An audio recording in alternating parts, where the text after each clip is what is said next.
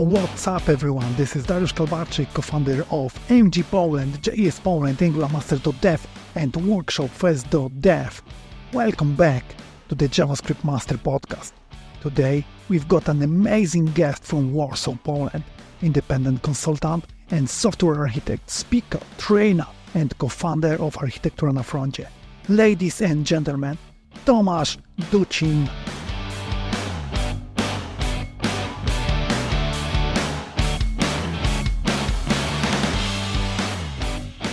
Hi Tomek, how are you? Hi Darek, I'm fine, thanks. And how are you? I'm doing great, thank you. It's a pleasure to have you here. For those who don't know you yet, please tell us about yourself and what you do. I'm an independent consultant and trainer, developer, and architect.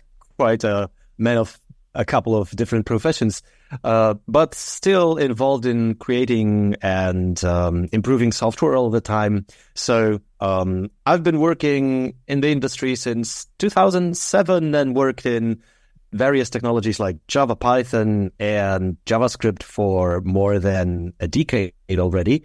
What I do currently is I help teams to improve their applications, front-end especially, when it comes to architecture, performance, testing, and any other difficulties that teams could basically walk into. So I help them remove the obstacles, improve, and walk further. Apart from that, I do some trainings. That's mostly what I do.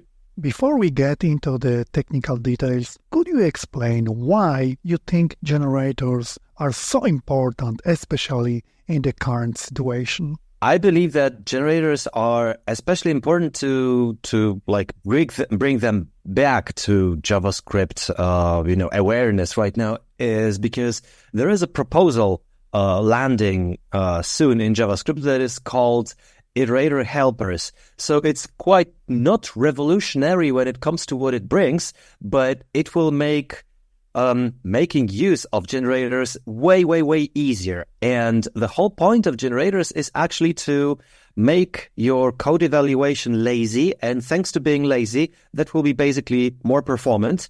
And generators have been actually introduced, a couple of years already in ECMAScript 2015, but they haven't been utilized that much. Now, when this proposal lands in browsers and in our ecosystem, I believe this will change drastically, and we will be seeing lots and lots of conference talks, of blog posts that instead of basically, processing our objects, arrays, and other data structures in a eager, synchronous manner, we'll start doing that lazily, which will basically be yet another, step in the evolution and improvement of our, collective understanding of JavaScript and, improving the quality. So, they have been already, but I believe this proposal will change it drastically when it comes to the usage. Could you briefly introduce what JavaScript generators are and explain the basic functionality?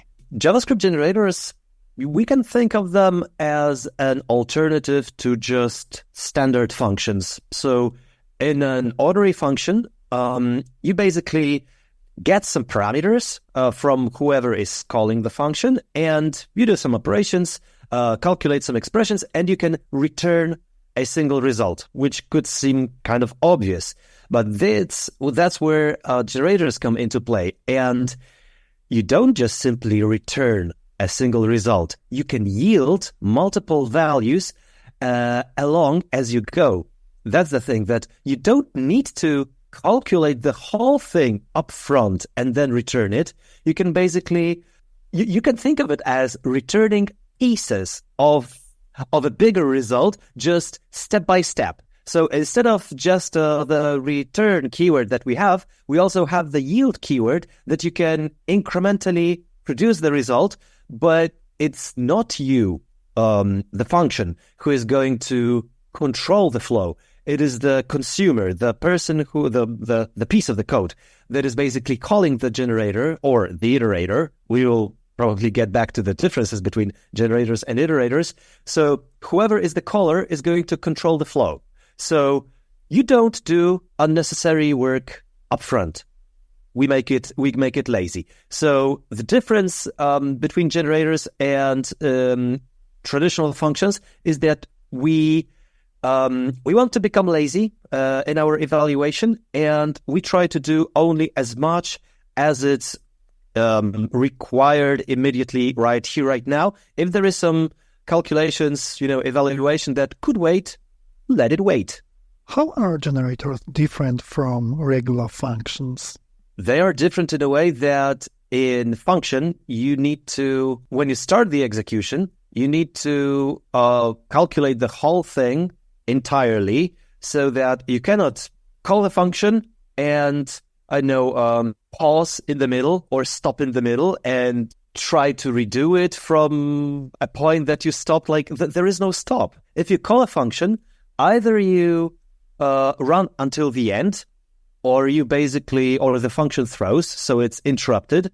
And thanks to the yield keyword that is available inside generator functions are basically the functions that have the asterisk right near the function keyword. So thanks to the yield, you can basically suspend the execution, suspend the evaluation. So this is what ordinary functions just cannot do. So we become lazy thanks to the fact that you would design your generator in a way that you would step-by-step incrementally calculate only a piece of the whole thing, whatever that is.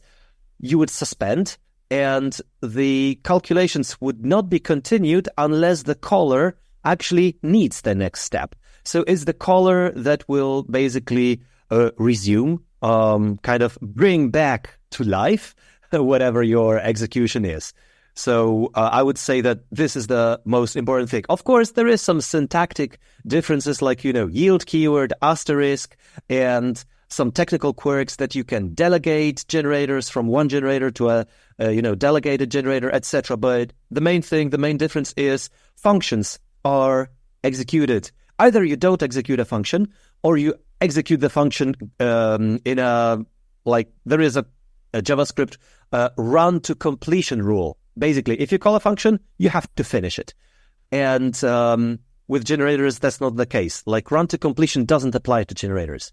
You can basically suspend, and that's it. How do generators bring lazy evaluation to JavaScript? Imagine a situation where you need to have, let's say, fetch some data from the backend, and you would need to display them for the user in some way, but you also need to do some pre-processing so that you would map the structures to something that would resemble the UI more, or you would basically do some calculations over here so that it's more convenient for the view model to be displayed in, etc.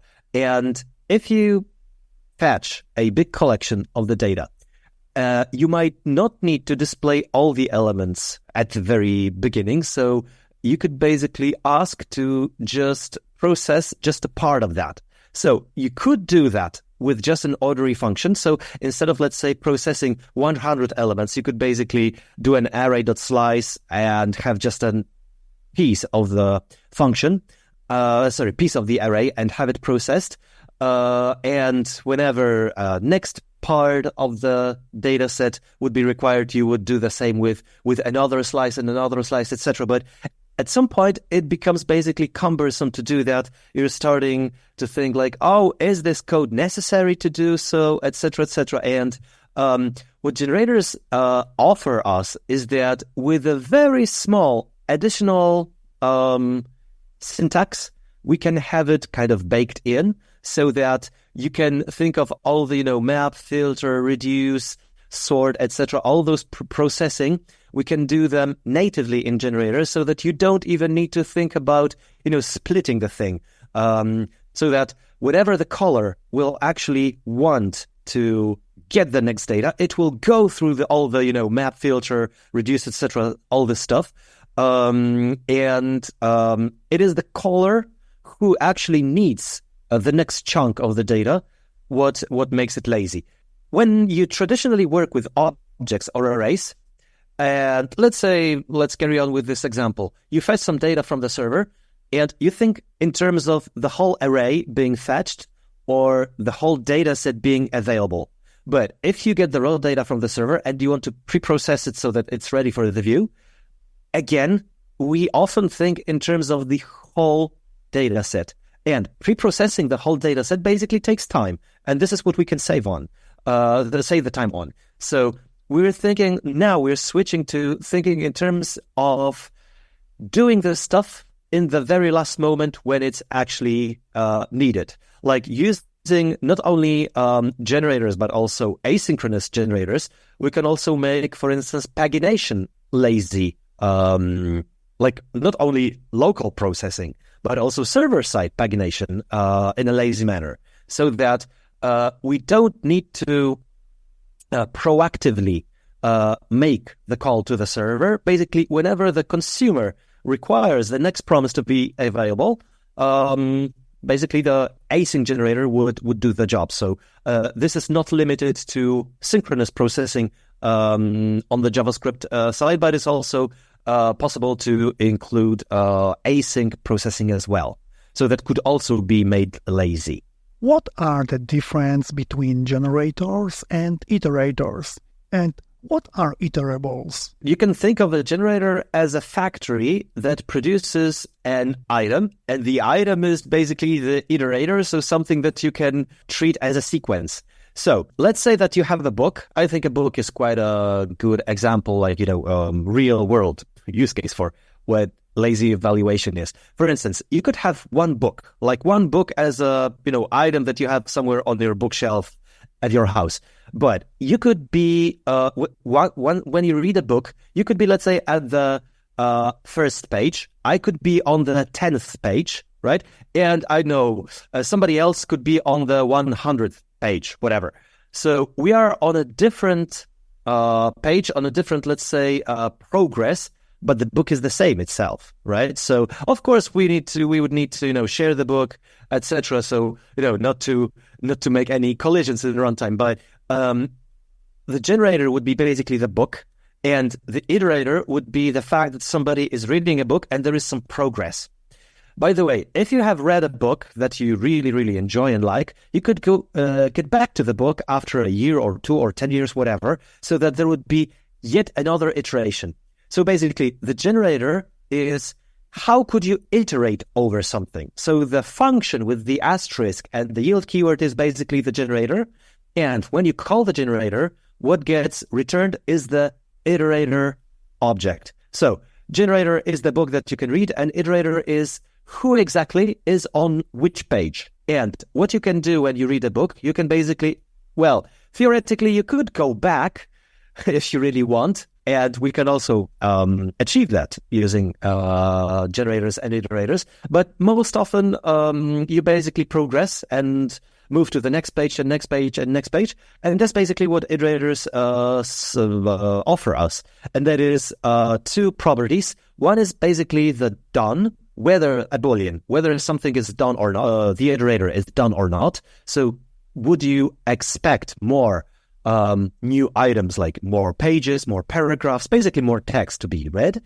And the next thing is basically the next as a method. When you call the next, the iterator would progress one next step, and it would yield the next value. So, for instance, if you are reading a book and each time you read one single sentence, our generator function would move from one yield to another yield.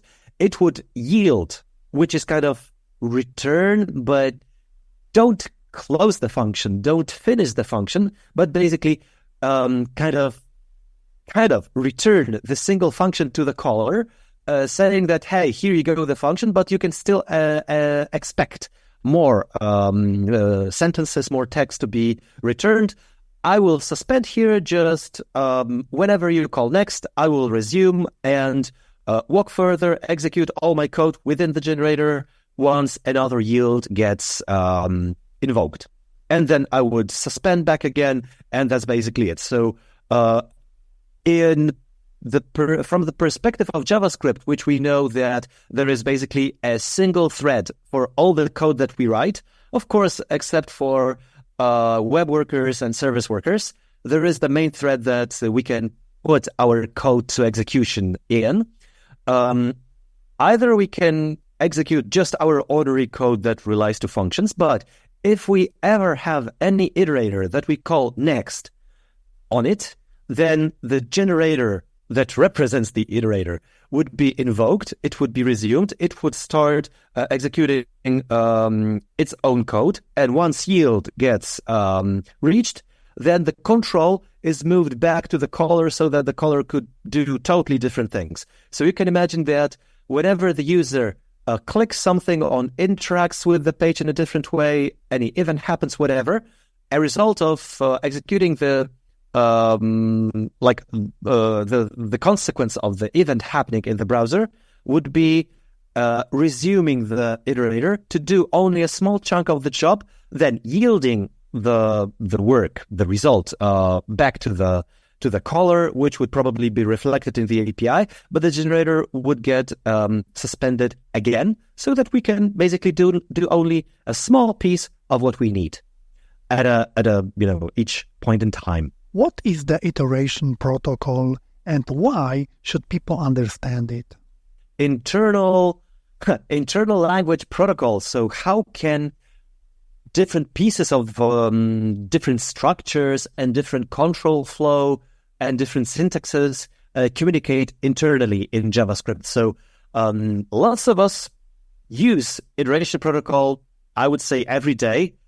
Most of us probably are not even aware of what is happening. So when you have an array and you do a for off loop, like for const item off, and here you put your array, what you're doing actually is you're invoking the iteration protocol, which means that from the array, there is created an iterator, as we just mentioned in the previous question. The for loop is consuming the iterator of the array until the very end, and for each next that is returned from the array, a single for loop turn is being executed. So how does for off work? Is that JavaScript is looking for the iterator of the array that is hidden under the symbol.iterator property. Everybody who doesn't know what are symbols in JavaScript, you can basically open your console in the browser or in Node.js, just type an empty array, and with square brackets, try to find what is hidden under the symbol.iterator property of an array, and you would see a native built-in iterator. So this is an entry point for the iteration protocol, and this is what makes, for instance, arrays an iterable. So an iterable is basically an object that you can iterate over. And when we get back to the for loop, putting the for off with an array will basically make JavaScript ask the array, like, hey, what do you have under the symbol.iterator property? And here is a generator function. The generator function is invoked, an iterator object is created. So the iterator is basically the fact that it represents the fact that you want to iterate the array once. If you want to iterate over the array like the second time or third time, etc., you would basically have to create the iterator object once again. So the iteration protocol is basically a mechanism. How do we could think of that as providers and consumers.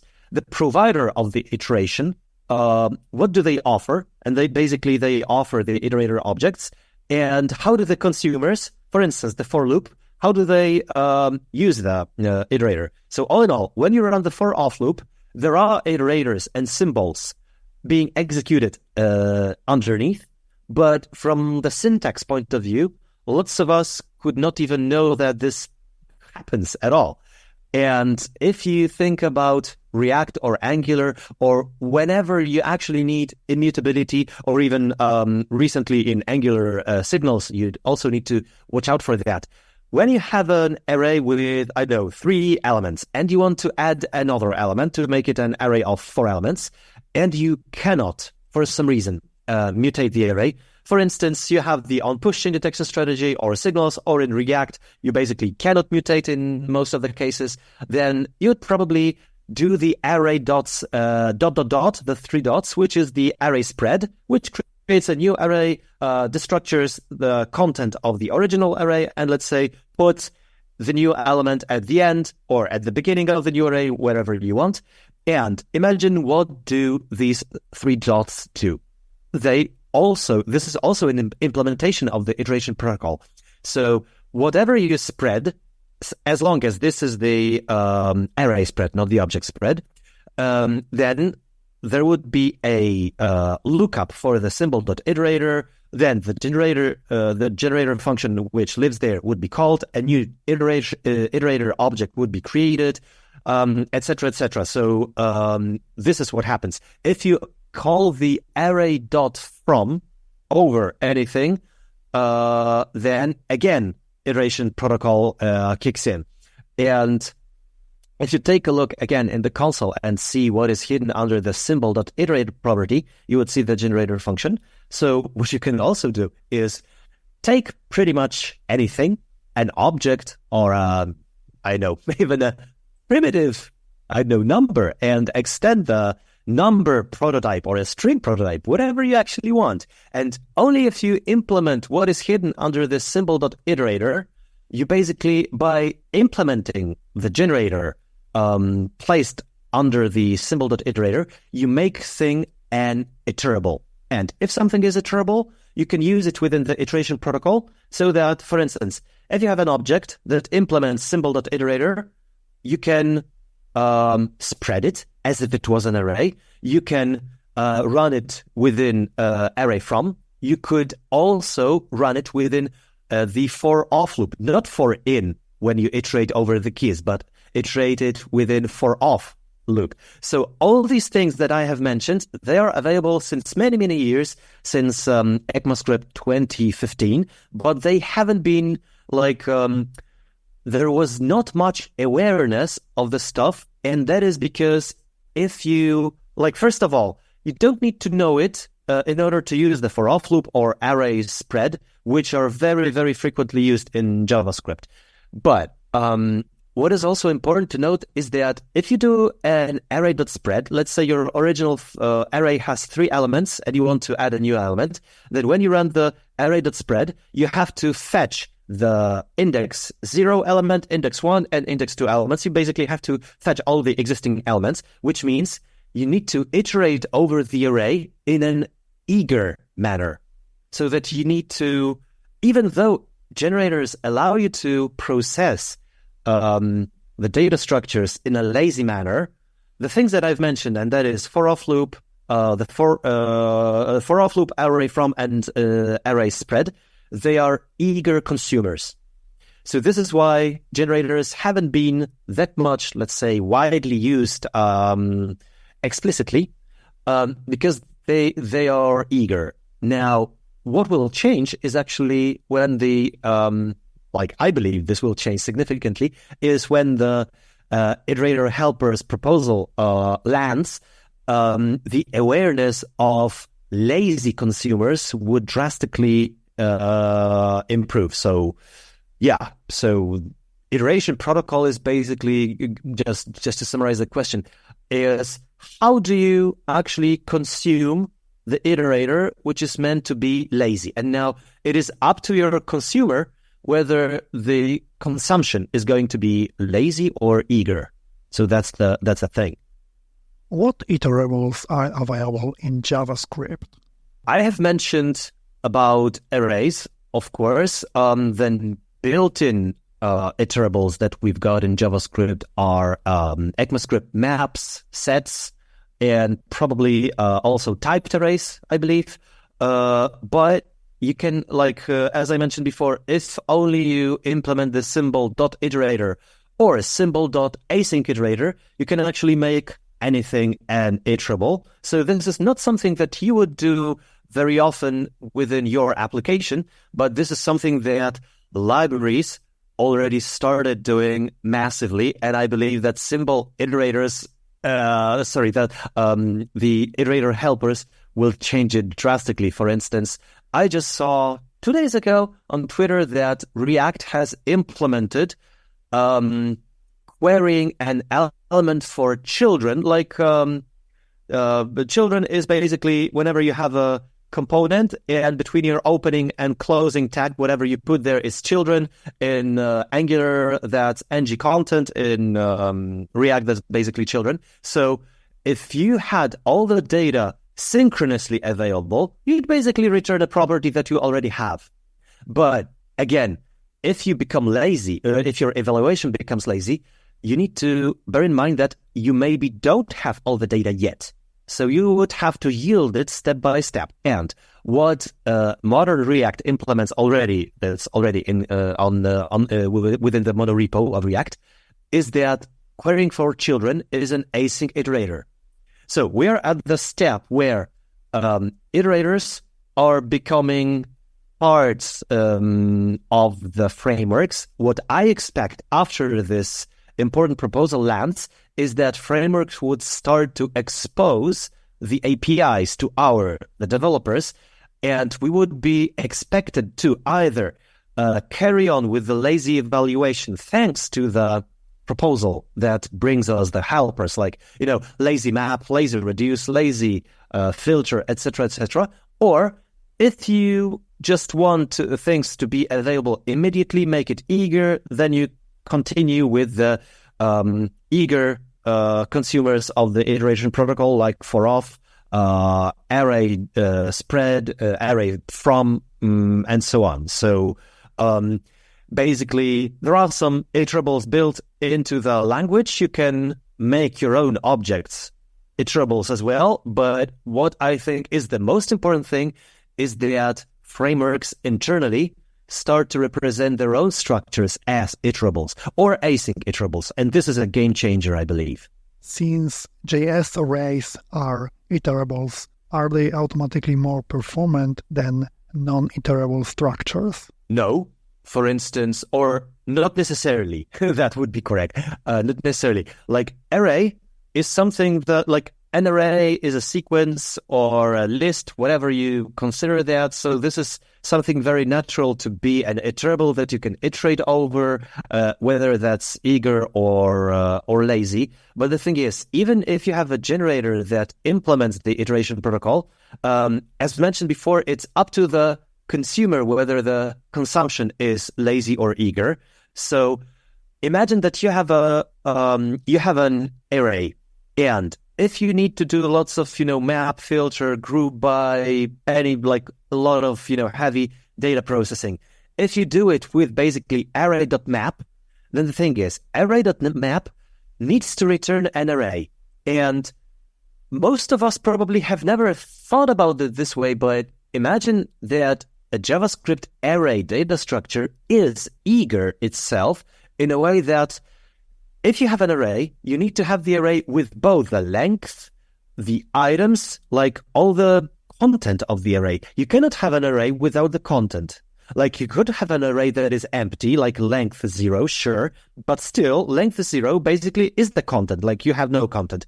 But you cannot say that you have, array of length 100 and you don't have the elements.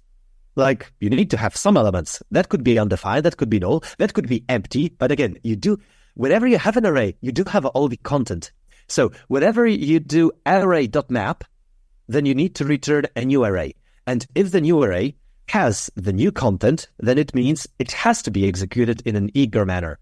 So what the proposal brings is basically that when you have an array or basically any iterable, you could make a lazy map, lazy filter, lazy reduce, lazy whatever you can think of actually. And this way, you don't return an array, but you return an iterator. So whenever your consumer would basically ask you, hey, give me a next element, only then a single mapping of a single element would take place. Whenever the consumer would ask for the next mapped element, then the second mapping would take place, etc., etc. And we could do it today without the proposal, But the thing is, we would have to code quite a bit of additional JavaScript. This is not standardized. Probably you would need to either use additional library in order to do it or come up with your own code, etc. So there is quite some overhead that probably people want to avoid, especially that if your framework works with eager data structures, something that is already available, then you couldn't save very much.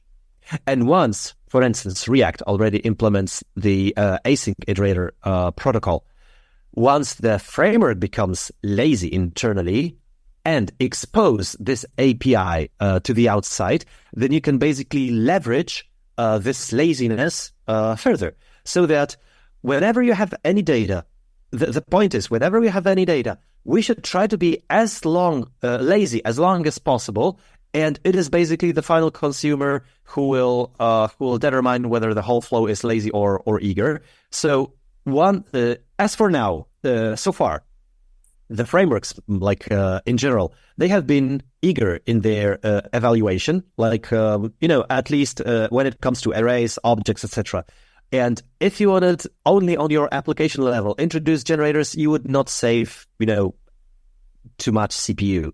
But once frameworks become lazy and you don't introduce eager consumers, like you would use the iterator helpers to carry on with the lazy evaluation, then it would make, again, a difference. So what you can expect is that significantly less CPU would be used to do the very same stuff, generally. But this is, again, important that the frameworks would also use iterables internally. You mentioned the ECMAScript proposal about generators. Could you remind us what this proposal brings? What we have right now is that we have quite a lot of methods available on arrays. And map, filter, reduce, slice, sort, group by, etc., etc. So what the proposal brings, the iterator helpers, which is, I believe, in stage 3 right now, which is very, very advanced. Like when it's stage 4, we can almost consider it ready. So it will introduce the generator in a similar way as if it was a prototype, and include new methods on the prototype. So there will be basically lazy equivalents to all the methods that we know, map, filter, reduce, etc. But they will not be available on arrays only. They will be available on all the iterators that you have. So, for instance, if you have an array and you create an iterator from an array, you would have all these methods. But if you have a set and you want to create a set iterator, which we already have, then you would also have these methods, because you would have these helper methods on all the iterators available pretty much everywhere. If you want to create, let's say you have a tree structure and you want to create a generator that would traverse the tree in a breadth first algorithm or depth first algorithm, whatever you need, you would create a generator function that would basically create an iterator that traverses the tree. And since that would be an iterator, you would already get all the methods, because that would be an iterator and all iterators would be extended. So we would get the map helper, filter helper, that would be also the take, kind of specialized version of slice, drop, which is a specialized version of slice, reduce, flat map, and for each, etc., etc. So basically the most commonly used helpers available on all iterators whatsoever. So what I, again, imagine is when framework expose the lazy API, we would be expected not to dump this iterator to an array and carry on with array map, array filter, etc. But since we get the iterators, we would be expected to use the methods from the proposal, from this extension, and do iterator processing further. And only, let's say, the final consumer, which, well, that would be often either, that would be I/O, either the view of the browser or maybe some external requests like web services, like HTTP, WebSockets, etc. Only then, only they would be the final consumers, which would try to not to consume eagerly but lazily, as I mentioned before. Why do you consider this proposal to be so important? I consider it important because most JavaScript developers, when we are, handed arrays that already consume some memory inside our computers, we don't even need to think about the fact that you had to pay with your RAM and CPU to get the data structures filled in already. And if we want to become even more performant, we would have to kind of split our thinking into whether I do have already the data there or I might not have the data there. And, try to think of, is my consumer eager or lazy? So these are the things that we don't need to think about today as we work with eager data structures and eager data processing. But once the helpers land, and once the framework start to consume them more and more, and as we see, some of them already did and React is quite important in this area in JavaScript ecosystem, then there would be a need for JavaScript developers to basically catch up with all this eager versus lazy processing manner. And from my experience, well, that's not a common knowledge. So I believe that this is one of the most important things that will take place either this year or next year, something that people will have to learn.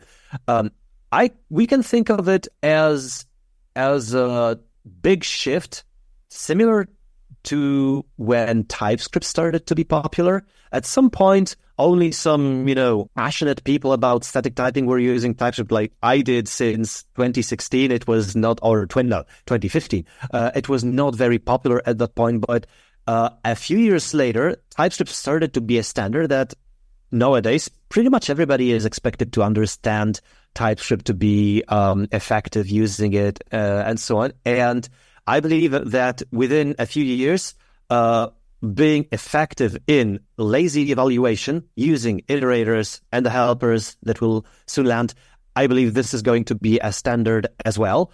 And basically, we will forget about writing eager array and object processing, and we'll become lazy. This will also be we are kind of ready for this already, because, for instance, if you have an array that exists in your memory already, you can turn it into an iterator if you run array.values or array.keys, or if you take the object equivalent. So you can turn any data structure that you already have in JavaScript using already existent APIs to turn it into iterators. So once the proposal is shipped, it will be basically way easier for us to basically carry on with lazy iteration and expose it to the final consumers. What is the future of JavaScript in terms of generators? How will this impact the code we write? I think let's say the differences underneath would be quite significant, but the differences in the code that we write are not going to be that big. And that is due to how is the proposal being crafted. And I think it's like almost a masterpiece. Because if you have just an array.map and you have a callback function within the map, the only thing that will basically change is that instead of the array, you would have the iterator, but all the map, all the callbacks, they will look exactly the same. But what you will be expected to be aware of, to understand, is that you're not dealing with the eager data structure, but a lazy data structure. So you would, for instance, when you write your code in your IDE and you have some TypeScript IntelliSense suggesting you what is the data structure that you're working with, you would basically need to make sure whether this is something that you already have, an eager data structure, or a lazy data structure that you will use the iterator helpers. So once the once the proposal lands and once TypeScript covers this, we're basically ready to go. So what is the future of JavaScript? I'm expecting, nobody knows the future. But what I'm expecting is that React will not be the only one to make use of lazy evaluation, but sooner or later, most top frameworks would try to find where does this lazy evaluation introduce a place for potential save of CPU or RAM or any of this. And but they will realize that if they become lazy, but we, the application developers, might unnecessarily consume those structures in a eager way, then basically the whole point would be lost. So this is where the education kicks in. So again, as we have witnessed, speaking about why would somebody need static types and thanks to TypeScript, etc., there would be a similar explanations about why should you care about lazy processing instead of sync processing. But what I expect is that I don't know whether that would be 2 years or maybe 5 years from now on. Difficult to say. I would expect something in the middle. But more and more, lazy APIs would pop up. People would start asking, why should we bother? What is the difference? And here comes our episode of today, hopefully. You said this is not common knowledge. Where can we find more information? Best source for information about JavaScript, I would say, always is Mozilla Developer Network, MDN for short, but that's basically just a, technical documentation. Iterator helpers are not that popular yet, even though they are in stage 3. So definitely our episode is one of the sources to reach out to. So if you're interested in performance, you can suggest listening to this episode to your colleagues, but definitely taking a look at what do iterators offer and how does the iteration protocol work? What is the whole point of generators and iterators, iteration protocol? Basically, again, try to relearn what the array spread is, what the for off loop is, and try to think about all the iterator stuff that is happening underneath. How do lazy iterators, for instance, become eager when for off or array spread is applied, etc. You would take a look at all the code that you have written for a long time so far from a totally different perspective. And I would say this is already a great place. So maybe there would be some courses popping up when frameworks utilize lazy evaluation more, and once this proposal kicks in. But I would say always reach out to the documentation first, because that would be already a great explanation, and MDN is a great resource for people already. That was an incredible deep dive into the world of JavaScript generators. Tomasz, thank you so much for sharing your expertise and shedding light on such an important and often underappreciated topic. Your insights on how generators can transform the way we think about function and iteration in JavaScript are truly invaluable. To everyone listening, I hope you found this conversation as insightful as I did. As always, thank you for tuning to the JavaScript Master Podcast. If you enjoy this episode, don't forget to subscribe, leave a review, and share it with your fellow developers. Stay curious, keep coding, and we will catch you in the next episode.